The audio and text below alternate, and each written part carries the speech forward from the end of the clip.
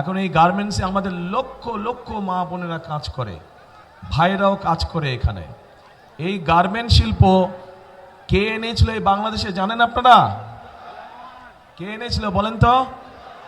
জিয়াউর রহমান, শহীদ রাষ্ট্রপতি জিয়াউর রহমান এই গার্মেন্ট শিল্পকে এই বাংলাদেশে নিয়ে এসেছিলেন।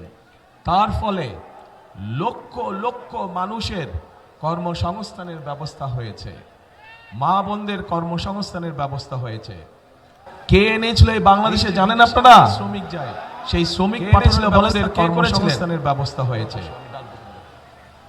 সেটাও শহীদ শ্রমিক, অর্থাৎ সেই শ্রমিক পাঠানোর ব্যবস্থা কে করেছিলেন? তারপরে এই যে আজকে মা বোনরা যে ফ্রি শিক্ষা, সেটাও শহীদ রাষ্ট্রপতি অর্থাৎ বিএনপি শিক্ষা পায় স্কুলে, সেই ক্লাস 1 থেকে। তারপরে এই যে আজকে মা বোনরা যে ফ্রি করেছিল বলেন তো?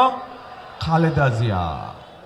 কাজেই এখন দেখেন এই তিনটা দিক, একটা জিনিস বোঝাই দিলাম আপনাদের সকলকে, পরিষ্কার হয়ে গেল যে এই দেশের খেটে খাওয়া মানুষের জন্য যদি কোনো দল কাজ করে থাকে সেটা বিএনপি একমাত্র করে থাকে।